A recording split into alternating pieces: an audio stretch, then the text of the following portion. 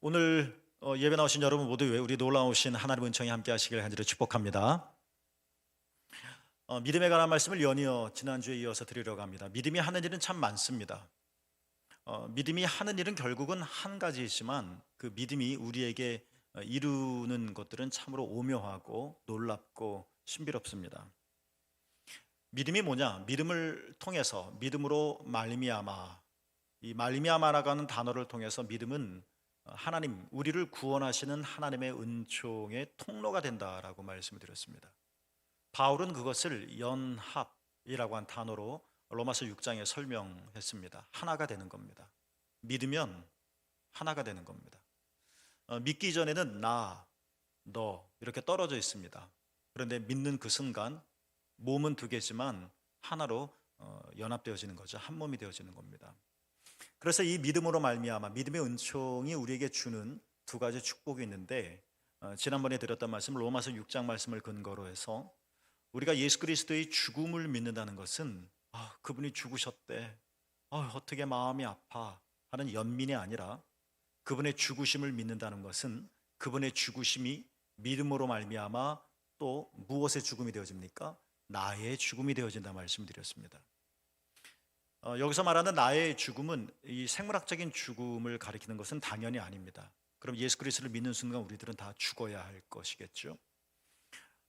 나의 죽음은 나의 옛사람, 죄된 몸의 죽음이다. 그래서 우리는 더 이상 죄에게 종노릇하지 않을 수 있다. 이것을 먼저 우리가 이해하자. 그리고 가슴으로 믿어지기까지 하나님께 간구하자라는 말씀을 드렸습니다. 이게 팔자야, 이게 내 인생이야, 기구한 운명이야 라고 말하지 말자는 것이었습니다. 지난 시간에 두 번째 드렸던 것은 믿음으로 말미암아 예수 그리스도 부활이 누구의 부활이 되어집니까? 나의 부활이 되어진다라고 말씀을 드렸죠. 우리는 궁극적으로 부활을 믿습니다. 그러니까 예수님께서 다시 재림하실 때 먼저 죽은 자든지 아니면 재림하실 때 살아있는 그리스도인이라든지 마지막 날 우리는 부활의 몸을 입습니다.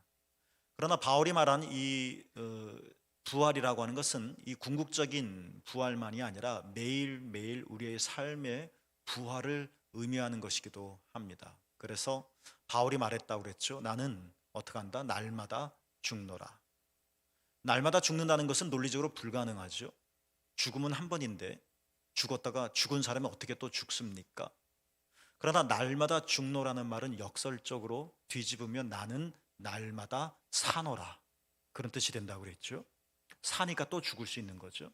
그래서 이 말씀을 하신 전체의 맥락이 고린도전서 15장에 보면 예수님의 부활 그리고 우리의 부활을 설교하는 고린도전서 15장의 한 대목이라고 했습니다. 그러니까 나는 날마다 죽노라는 것은 슬픔에 겨워 이제 이 세상 하직할 거야 라는 눈물을 흘림이 아니라 부활에 대한 소망을 가지고 있는 바울의 간절한 희망찬 고백이라고 말씀드렸습니다. 우리를 우겨싸는 것들이 많이 있지만, 우리를 공격하는 것들이 많이 있지만 내 안에 내 밖에 그것 때문에 내 마음이 죽기도 하고 내 감정이 죽기도 하고 내 생각이 죽기도 하고, 그렇지만 바울의 고백처럼 나는 날마다 죽지만 여러분 그리스도 예수 안에서 주님의 부활이 여러분의 부활이 되어지기 때문에 우리는 어떻게 합니까? 날마다 또한 삽니다. 이 부활의 신앙이 믿음으로 말미암아 여러분 삶의 실제가 되어지기를 축복합니다. 이 부분에 대한 자세한 내용들은 지난 설교 유튜브에 보면 나오니까 들으시고 참고하시면 되겠고, 오늘은 믿음으로 말미암아가 가지고 오는 우리의 또 두 가지의 놀라운 일들에 대해서 좀 말씀을 드리려고 합니다. 첫째, 오늘은 두 가지 또 드릴 텐데요. 믿음으로 말미암아, 믿음을 통해서 그리스도와 연합되어지기 때문에 우리는 그리스도의 됨됨에도 참여할 수 있게 되어진다는 겁니다. 이게 무슨 말이냐면, 하나님과의 관계에서 예수 그리스도께서 어떤 분이신가가 하나님과의 관계에서 그 그리스도를 믿는 내가 어떤 존재인가도 확인될 수 있다는 겁니다. 그러니까 나는 단순히 예수 그리스도를 믿는 사람이 아니라, 예수 그리스도를 믿는다면 내 존재의 변화가 일어나는데 그 존재의 변화는 이 생물학적인 변화가 결코 아닙니다. 남성이 여성이 되고 키 작은 사람이 키가 커지고 이건 의미 있는 일이 아닙니다. 내 보이지 않는 존재의 변화라고 하는 것은 뭐냐면 하나님과 그리스도 예수와의 관계를 우리가 알 텐데 예수 그리스도를 믿음으로 말미암아 그렇다면 그리스도와 연합되어지는 거니까 하나님과 나와의 관계 똑같아진다는 것입니다. 그래서 내 영적인 자존감을 회복할 수 있고 내 삶의 실제를 파악할 수 있는 거죠. 예를 들어 보겠습니다. 여러분, 예수 그리스도께서 어떤 분이십니까? 성경이 이것들을 다 증거하고 있는 것이죠. 그 중에서도 마태복음 16장 16절에 보면 하나님께서는 시몬 베드로의 입을 통해서 이렇게 말씀하셨죠. 주는 그리스도시요 살아계신 하나님의 뭐다? 아들이다 라고 말씀하셨습니다. 아들, 하나님의 아들이라고 하는 말은 유대인의 입장에서는 메시아라고 하는 뜻입니다. 그러나 단순히 뭐 그 말만 있는 것은 아니겠죠. 그리고 우리들의 입장에서 하나님의 아들이 되었다, 하나님의 자녀가 되었다는 것은 굉장히 큰 의미가 있는 것인데요. 그러니까 이 말씀에 의하면 예수님은 하나님과의 관계 속에서 어떤 분이십니까? 하나님의 아들이십니다. 이것은 족보를 말하는 것만이 아닙니다. 이것은 보이지 않는 내적인 관계를 일컫는 것이죠. 너는 내 아들이다 라는 말은 너는 내가 사랑한다는 뜻입니다.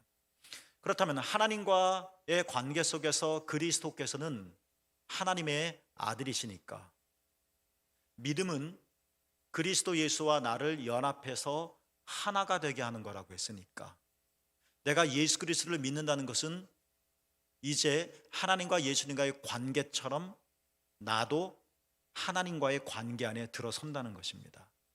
그래서 하나님 관계에서 예수님이 하나님의 아들이시다라는 칭함을 받으시는 것처럼 우리도 그리스도 예수를 믿음으로 말미암아 우리도 어떤 사람이 되어지는 겁니까?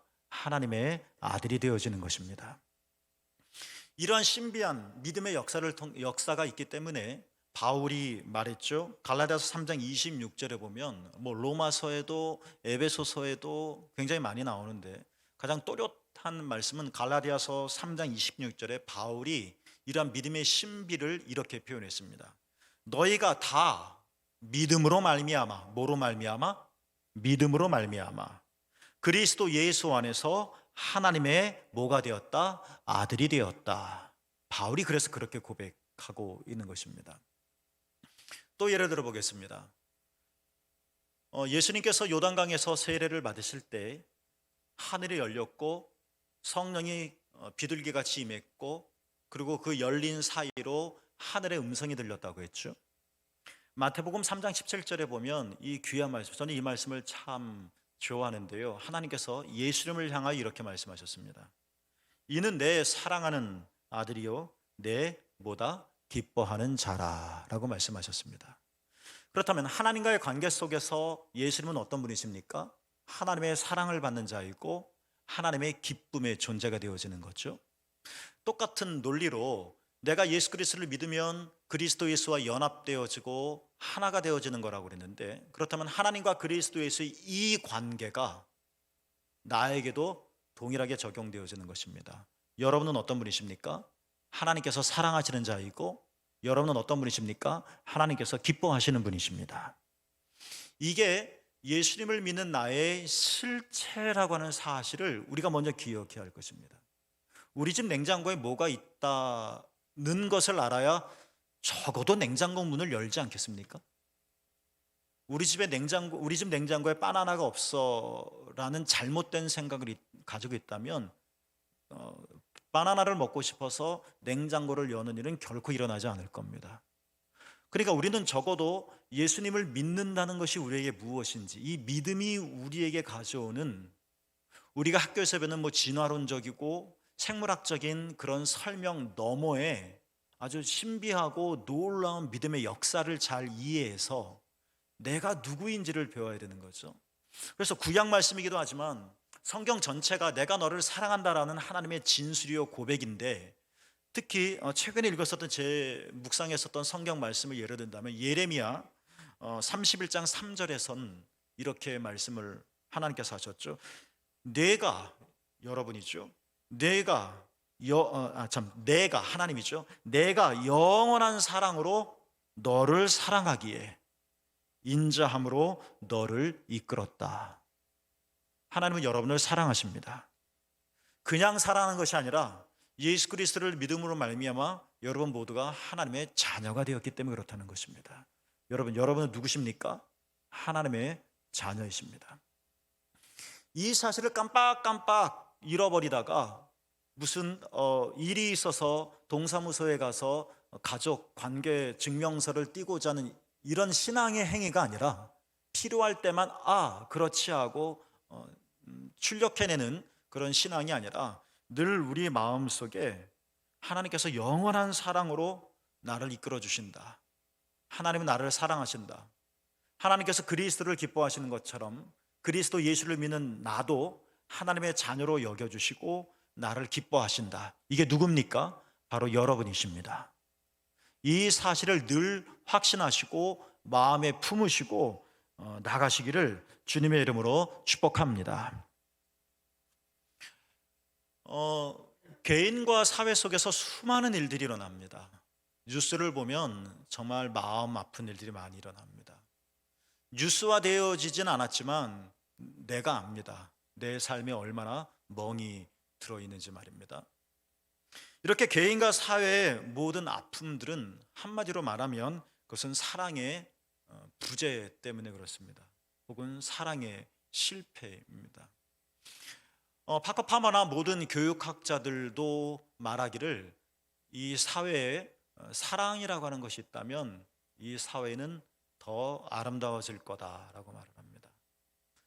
내가 나를 사랑할 수 있으면 우리는 좀 더 멋진 삶을 살 수 있습니다. 자신의 삶을 저주하는 사람도 있겠지만 내가 왜 이렇게 태어났지? 내가 왜 이렇게 살지? 저주하는 사람도 있겠지만 대부분의 사람들이 자신의 삶을 또는 자신의 존재를 기뻐하지 않습니다. 저도 제 안에 만족스럽지 못한 것들을 많이 봅니다. 거기서부터 어긋나기 시작하는 겁니다. 사람들은 본성적으로 사랑을 갈망하는데 사랑을 계속 실패하니까, 그래서 사랑이 없으니까, 그래서 사람들은 역설적으로 사랑을 계속 찾아다닙니다. 마치 우리는 먹는 게 전부가 아니야 라고 말하지만 먹지 않으면 살 수 없잖아요. 그래서 음식이 없으면 도둑질이를 하는 레미제라블처럼 그럴 수밖에 없는, 이처럼 우리는 사랑이 별거야 라고 말하지만 사실 사랑에 갈급해서 사랑을 막 쫓아다닙니다. 이러한 행위를 심리학에서 뭐라고 그러냐면 집착이라고 말을 하는 겁니다. 이것을 떠날 수는 없습니다. 우리 삶 속에서 아름답게 교제하던 한 여인이 있었다고 합니다. 근데 헤어졌죠. 이 여자가 헤어지고 나자 남자와 함께 했었던 슬픔에 젖어서 가슴 막 아파합니다. 그러면서 이제 헤어지고 나니까, 그러니까 싫어서 헤어진 건데 헤어지고 나니까 내가 정말 이 사람을 많이 사랑했나? 라는 생각이 자꾸 드는 겁니다. 그래서 친구에게 가서 자신의 감정을 솔직하게 얘기했다고 그러죠.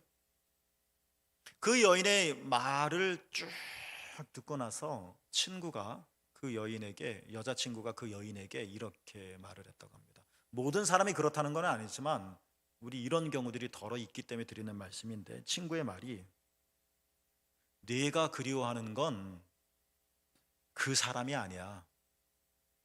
네가 그리워하는 건 사랑이야 라고 말을 합니다. 그냥 그 남자를 진짜 사랑해서 사랑하는 것이 아니라, 또는 헤어진 이후에 막 이렇게 마음이 옛 생각과 추억에 사로잡힌 이유는 그 남자를 진짜 사랑해서가 아니라 사랑 자체를 찾아다니기 때문에 그렇다는 겁니다. 이건 올바른 게 아니죠. 사람을 사랑하는 것이 아니라 사랑을 사랑하는 겁니다. 이게 문제인 겁니다. 이 사랑이라고 하는 것이 뭘까 참 어려운 겁니다. 철학도 인문학도 심지어 뇌과학을 연구하는 과학자들도 사랑이 무언지를 설명을 하는데 제각각입니다. 사랑은 손으로 잡을 수 없는, 그러나 분명히 바람이 부는 걸 느끼듯이 실체가 있는 참 오묘한 것 같은데요. 저 짧은 경험으로는 하나님의 사랑이라고 하는 것이 어떻게 경험되어질 수 있을까? 내가 지금 하나님을 사랑하는 것 같은데 이 사랑이 진짜 사랑일까? 하나님이 나를 사랑하신다는 생각을 갖는데 이 나의 경험이 올바른 것일까? 이것들을 우리가 어떻게 알 수 있을까? 사랑이란 뭘까? 제가 읽었던 책 중에 이 사람의 그 사랑에 대한 개념이 가장 정직하고 저 짧은 지식이지만 가장 정확하게 설명한 것이 아닐까 싶은데요.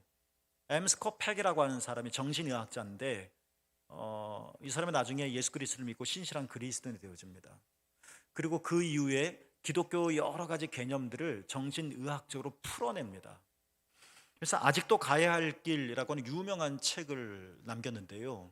거기 앞부분에 이런 말을 합니다. 사랑이란 뭘까? 한번 들어보실래요? 사랑은 자신 또는 다른 사람의 정신적 성장을 돕기 위해 자아를 확장하려는 의지이다 라고 말을 했습니다. 전혀 로맨틱하지 않죠? 전혀 뭔가 가슴이 뭉클해지는 흥분이 느껴오지 않죠? 근데 이게 우리가 망각하고 있는 사랑에 대한 것들을 잘 일깨워주는 것 같습니다. 세 가지를 얘기합니다. 첫째, 사랑은 사랑하기 때문에 나 또는 그 사람의 정신적인 또는 추가할 수 있겠죠. 영적인 또 추가할 수 있겠죠. 감정적인 중요한 건 뭡니까? 성장을 돕는 거다. 사랑하면 성장해야 합니다. 성장하지 않은 사랑은 사랑이 아닙니다. 진심으로 사랑한다면 나도 성장합니다. 그 사람도 성장하는 걸 도와줍니다. 기뻐합니다. 사랑은 포획이 아닙니다. 두 번째, 자아를 확장한다. 사회학에서는 낭만적 사랑, 우리 많이 꿈꾸죠? 이건 신화다라고 비판합니다. 인문학자들은 운명적인 사랑은 없다라고 잘라 말합니다. 근데 우리는 싫어합니다. 뭔가 운명적인 사랑이 있을 것, 첫눈에 반한 뭐가 있을 것 같고, 사랑은 그렇게 다가오는 게 아닙니다. 하나님을 향한 사랑도 마찬가지입니다. 자아를 확장한다. 창문을 여는데도 에너지가 듭니다. 밀어야 되니까 힘을 씁니다. 이 얇은 창문을 여는데도 힘을 쓰는데 사랑하는데 에너지가 안 들겠습니까? 창문을 여는 것도 에너지가 드는데 내 마음의 문을 여는 건 더 힘들 겁니다. 사랑은 자아를 확장시키는 겁니다. 나는 이래 이렇게 말하지 않는 겁니다. 내 생김새가 이래 이 말을 거부하는 겁니다. 자아를 확장시키는 것. 나는 하나님을 이렇게 믿어왔어. 이거를 포기하는 겁니다. 자아를 확장하는 겁니다. 세 번째, 스코펙이 말한 세 번째는 의지입니다. 사랑은 의지입니다. 물론 사랑은 기본적으로 감정입니다. 호르몬의 문제입니다. 그러나 거기에는 의지라고 하는 것이 있다는 것을 우리는 기억해야 할 것입니다. 의지 없는 사랑은 불가능합니다. 하나님의 사랑은 어느 날 갑자기 찾아오는 것이 결코 아닙니다, 여러분. 그렇게 하나님의 사랑을 기다리지 마십시오.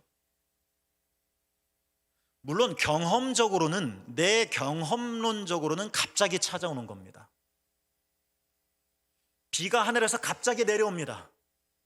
그러나 없는 비가 갑자기 100m 상공에서 생기는 건 아닙니다. 내가 비를 인식하기 훨씬 이전부터 저 높은 곳 구름에서부터 물이 만들어지고 그것이 중력에 의해서 떨어지는 겁니다. 내가 몰랐을 뿐이지. 내 경험적으로 보면 어느 날 갑자기 바람처럼 하나님의 사랑이 내게 밀려 들어오는 것 같지만, 하나님의 사랑은 실제로는 갑자기가 아니라는 겁니다. 여러분, 하나님은 여러분을 분명히 사랑하십니다. 그러나 하나님이 여러분을 사랑하신다는 것과 내가 이 하나님의 사랑을 경험하는 것은 다른 문제입니다. 비가 오는데 내가 집 안에 있으면 비가 오는 줄 모를 수도 있습니다. 하나님의 사랑이 내게 갑자기 몰려와서 나를 그냥 완전히 나를 사로잡으셨어, 감동적이야 라고 말하지만 이것은 내 경험일 뿐이고, 하나님의 사랑은 이전부터 너무나 냉랭한, 아주 맹랑한 나를 향해서 끊임없이 사랑을 베풀어 오셨던 겁니다. 내가 어느 날 그 사랑을 경험하는 것 뿐이지. 말씀드리려고 하는 것은, 사랑은 하나님께서 나를 사랑하신다면 나를 변화시켜 주시지 않으시겠어? 하나님께서 나를 사랑하신다면 내가 가만히 있어도 나를 사로잡지 않으시겠어? 단언하건대 이거는 신앙이 아니라 미신입니다. 비를 참으로 맞기를 원하십니까? 그럼 밖으로 나가십시오. 바람이 여러분의 몸을 휘감기를, 이 좋은 느낌을 갖기를 원하십니까? 들판으로 나가서 팔을 벌리십시오. 집안에 꽁꽁 이부자리 뒤집어 쓰고 앉으면서 하나님께서 나를 사랑하시니까 비를 내려주실 거야 라고 말하지 마십시오. 사랑은 스코펙의 말에 의하면 의지입니다. 여러분, 이것은 정신의학자의 말뿐만 아니라 구약의 지혜자라고 하는 잠언도, 이 지혜자도 잠언 8장 17절에 이런 말씀을 하셨습니다. 나를 사랑하는 자들이 나의 사랑을 입으며 나를 간절히 찾는 자가 나를 만날 것이니라. 여러분, 이것은 사실의 순서를 가리키는 것이 아닙니다. 내가 하나님을 사랑하니까 이전까지는 조금도 생각이 없다가 그래? 나도 너 사랑해 하고 하나님께서 다가오신다는 논리적인 순서가 아닙니다. 마치 우리가 잠을 자도 쨍쨍 햇빛이 비치듯이 하나님은 여전히 우리에게 뜨거운 사랑을 베풀어 주시는데, 그 사랑을 찾고자 하는 우리 가슴의 뜨거운 열망과 그 하나님의 사랑 앞에 나가려고 하는 우리의 의지와, 그래서 창문을 열고자 했을 때 비로소 우리들에게 다가오는 이 하나님의 엄청난 사랑, 이러한 의미에서 나를 사랑하는 자 나의 사랑을 입을 거다라고 말씀하신 겁니다. 하나님의 사랑이 다할 거야 라고 말하지 말라는 겁니다. 우리에게는, 그러니까 믿음을 통해서 예수 그리스도가 하나님과의 어떤 관계인지, 그것이 곧 내가 하나님 앞에서 어떤 존재를 알 수 있다고 했고, 그러니까 나는 하나님의 아들이고 그리스도 예수처럼 믿음으로 말미암아, 그리고 믿음으로 말미암아 나는 하나님의 사랑과 기쁨을 받는 자다, 이것이 나의 실제다라는 말씀을 드렸는데, 이 사랑이 실제라고 하더라도 하나님의 사랑이 실제고 바람이 실제지만 문을 열어야 되는 것처럼, 이것이 내 안에 이루어진 실제이지만 이 하나님의 사랑을 경험하기 위해서는 의지가 필요하다는 겁니다. 하나님께로 나아가십시오. 하나님께로 돌아가십시오. 우리가 창문을 열 때, 자아를 확장하려고 할 때,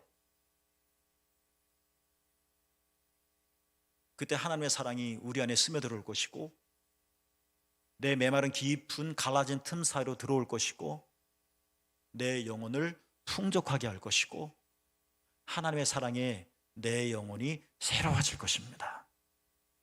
이렇게 의지를 가지고 하나님의 사랑의 자리로 나아갈 때 우린 정말 이 하나님의 사랑의 감격과 황홀경 속에 빠져서 그 기쁨을 경험하며 그 사랑의 에너지가 우리 가운데 충만해져서 살 수 있게 되어진다는 것입니다. 이렇게 하나님을 사랑하게 되어지면, 하나님의 사랑을 우리가 이렇게 경험하게 되어지면 우리는 하나님을 더욱더 사랑하게 되어지고, 그리고 우리는 이웃을 사랑하게 되어지고, 그때 세상은 보다 더 아름다워질 거라는 겁니다. 왜요? 스코펙의 말처럼 우리는 성장할 거니까, 하나님의 사랑으로. 왜요? 스코펙처럼 말처럼 우리는 사랑하면서 자아를 확장시킬 거니까. 여러분 안에 이런 하나님의 은총이 있기를 축복합니다. 여러분 누구십니까? 믿음으로 말미암아 여러분은 하나님의 사랑받는 자입니다. 두 번째로, 믿음으로 말미암아 그리스도와 연합되어짐으로 이제 그리스도께서 하신 일은 곧 내가 해야 할 일이 되어지고, 동시에 내가 할 수 있는 일이 되어진다는 것입니다. 요한복음 14장에 보면 예수님께서 이제 제자들을 떠나야 될 시간이 되었습니다.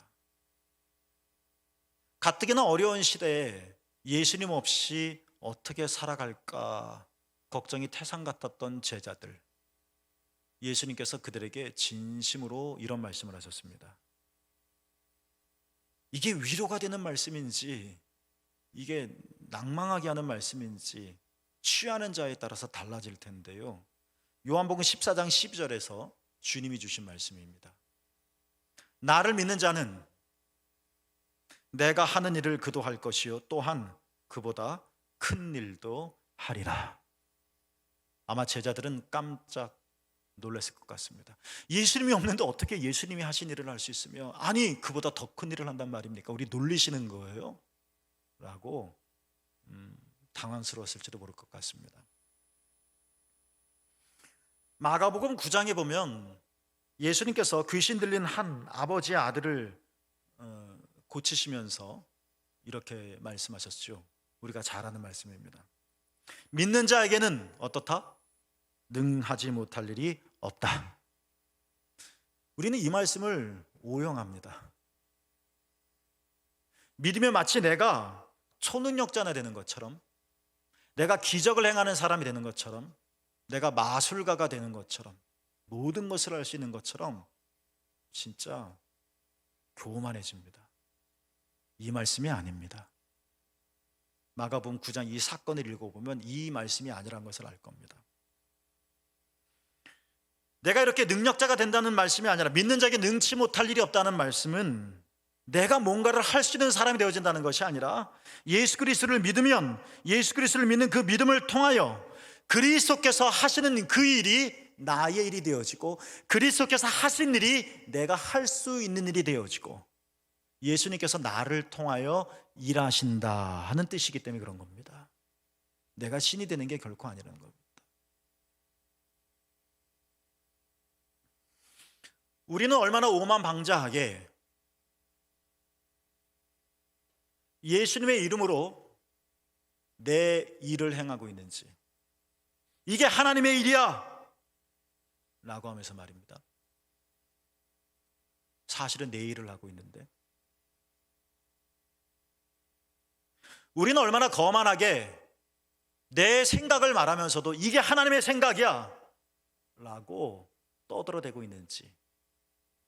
주님은 그렇게 말씀하지 않으셨습니다. 너 생각은 없어. 너의 일은 없어. 그러나 너보다 선하고, 너보다 온전하시고, 너보다 훨씬 충만하시고, 너하고 조금도 비교할 수 없는 완전하신 주님이 너를 통하여 일하실 뿐이야. 우리에게 이것을 알려주는 겁니다. 내가 보기엔 아무 능력도 없고, 내가 보기엔 내 생각은 부족한 것 같고, 내 지혜는 짧은 것 같지만 걱정하지 마. 믿는 자에게 능치 못할 일이 없어. 예수 그리스도를 믿는다면 그분의 일이 너의 일이 되어지기 때문에 그분께서 너를 통하여 일하실 거야, 이 말입니다.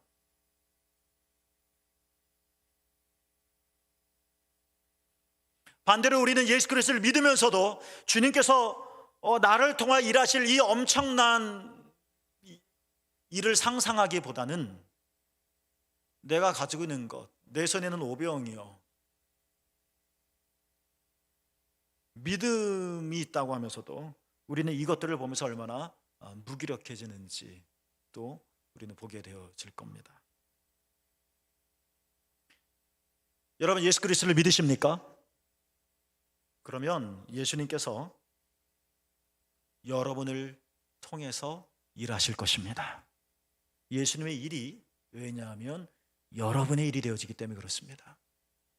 더 큰 일을 하신다는 이야기는 일과 일들을 비교해서 더 크다는 것이 아니라, 이전보다 더 큰 일이 아니라 예수님이 하실 일이 아직도 많이 남아있다는 겁니다. 예수님이 재림하실 그때까지. 여러분, 예수 그리스도의 이름으로 예수 그리스도의 일을 하실 수 있는 여러분 되어지기를 축복합니다. 그런데 우리가 이 일을 하기 위해서 필요한 것이 있습니다. 그것은 끝없는 순종입니다. 21세기에 자본주의가 팽창되어지는 이 시대에, 능력주의 이 시대에 순종은 굉장히 부정적인 의미를 가지고 있습니다. 자주적이어야지 누가 시키는 걸 따라해, 이렇게 말입니다. 그러나 성경이 말하는 순종은 그런 뜻이 아닙니다. 사람을 정말 작게 만들고 비굴하게 만들고, 이게 순종이 아닙니다. 순종은 내가 온전함으로 나갈 수 있는 첫 계단입니다. 이스라엘 역사 속에서 가장 힘들었던 바벨론 포로, 70년 바벨론 포로 말기쯤에 하나님께서 이사야 예언자를 통하여 이스라엘 백성을 위로하라 하는 명령을 하셨습니다. 내 백성을 위로하라, 내 백성을 위로하라. 그 위로의 말씀의 내용은 뭐냐면, 지금 바벨론 식민지 생활을 하면서 엄청나게 고통스러운 삶을 살고 있으니까 말씀하시기를, 얘야, 너 성경의 표현대로 말하면 바벨론 복역 기간이 끝났다. 죄에 대한 형벌도 다 받았다. 그러니까 바벨론에서 해방되어질 거라는 겁니다. 잘못한 것에 대한 대가를 다 받았으니 이제 더 이상 바벨론 포로 생활을 하지 않을 거라는 겁니다. 내가 너를 돌아오게 할 거라는 겁니다. 그러니까 굉장히 축복이고 엄청난 위로의 말씀이죠. 하나님께서 연이어 말씀하시기를 끝났다고만 말씀하지 않으시고 이제 내가 너희를 구원하러 올 거다, 희망찬 말씀을 전해주십니다. 그러면서 이사야가 하나님의 말씀을 대언하면서, 하나님께서 너희를 구원하기 위해 오실 건데, 하나님이 오실 것이니까 하나님이 오실 길을 마련해야 한다라고 예언합니다. 이 말씀이 이사야 40장 3절에 나옵니다. 우리 잘 들어서 아는 말씀입니다. 너희는 광야에서 여호와의 길을 예비하라, 사막에서 우리 하나님의 대로를 평탄하게 하라. 지금 이스라엘은 광야입니다. 삶이. 지금 이스라엘은 사막과 같은 곳입니다. 은유죠. 여기는 길이 없습니다. 황량합니다. 식물도 잘 자라지 않습니다. 위험합니다. 춥습니다.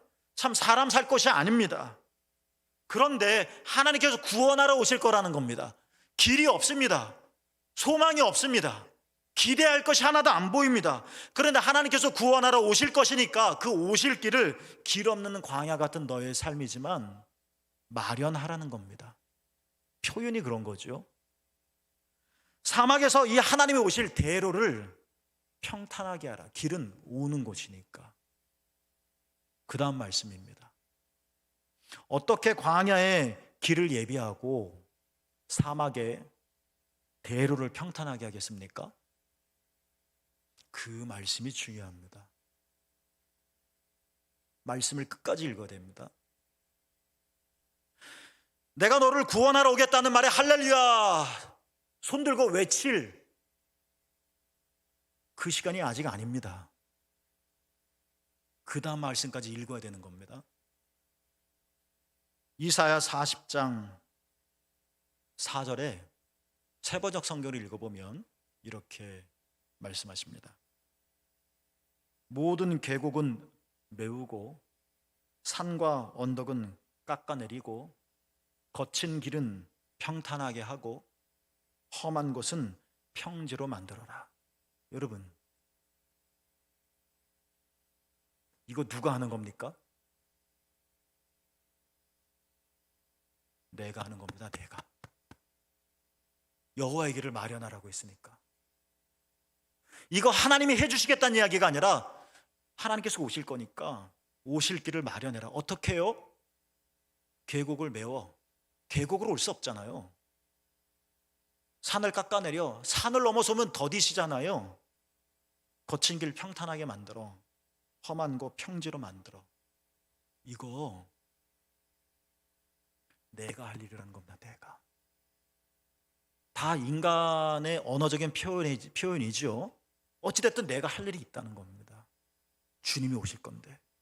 내가 평지를 만든다고 해서 바벨론에서 해방되어질 것은 아니지만, 나를 자유케 하시고 평화롭게 하실 분은 오직 하나님이시지만, 그 일을 위해 하나님께서 하실 것이지만, 하나님께서 믿음으로 말미암아 그리스도와 연합된 나를 통하여 하나님의 위대하신 일을 행하실 것이지만, 길을 만들으라는 겁니다.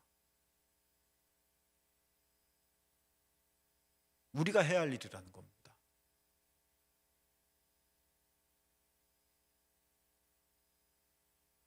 낮아지고자 하는 순종을 하라는 겁니다.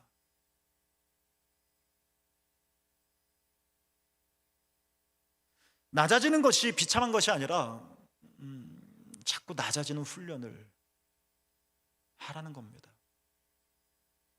뭐 만화적인 표현이지만 주님 오시다가 걸려 넘어지지 않으시도록, 내 높은 교만에 넘어지지 않으시도록 받아들이는 순종하라는 겁니다. 거절하지 말라는 겁니다. 왜 자꾸 뻗팅기냐라는 겁니다. 왜 자꾸 옳다고 말하냐는 겁니다. 받아들이라는 겁니다. 확장하는 의지라고 하지 않았습니까? 자아를 확장하는 의지, 사랑이란. 이끄시는 대로 끌려가는 순종을 한번 해보라는 겁니다. 눈 크게 뜬 상태에서 내가 넘어지는 훈련은 아무것도 아닙니다. 내가 넘어지는 것도 보고, 내가 어디에 넘어지는지도 알고, 누가 나를 잡아줄지 다 볼 수 있기 때문에. 그러나 두 눈을 감고 한번 넘어져 보십시오. 두려움 그 자체일 겁니다. 내가 알지 못하는 곳을 이끌어간다는 것이 얼마나 어려운 일인가. 진짜 위험해서라기보다도 내가 모르니까. 그런 하나님이 신뢰해보라는 겁니다. 이끄시는 대로 끌려가보라는 겁니다. 두렵지만. 하나님이 선하시지 않겠습니까? 하나님의 의로우신 분이시지 않습니까? 우리를 의로운 길로, 선한 길로 이끄시지 않으시겠습니까? 그분 힘 빼고 따라가 보라는 겁니다. 이러한 순종, 이때 주의 구원이 우리에게 올 것이고, 하늘의 평화가 우리의 것이 되어질 것이고, 주의 일이 내가 할 수 있는 일이 되어질 것입니다. 여러분, 믿음으로 말미암아 여러분은 예수님과 한 몸이 되었습니다. 예수님의 그 하늘의 모든 은총이 여러분의 것이 되어졌습니다. 여러분은 하나님의 사랑받는 자녀입니다. 우리의 가슴이 뜨거워졌으면 좋겠습니다. 여러분은 하나님이 그리스도께서 하실 일을 해야 할 뿐만 아니라 하실 수 있습니다. 주님께서 여러분을 통해 일하실 것입니다. 그분의 오실 길을 마련합시다. 기도하겠습니다.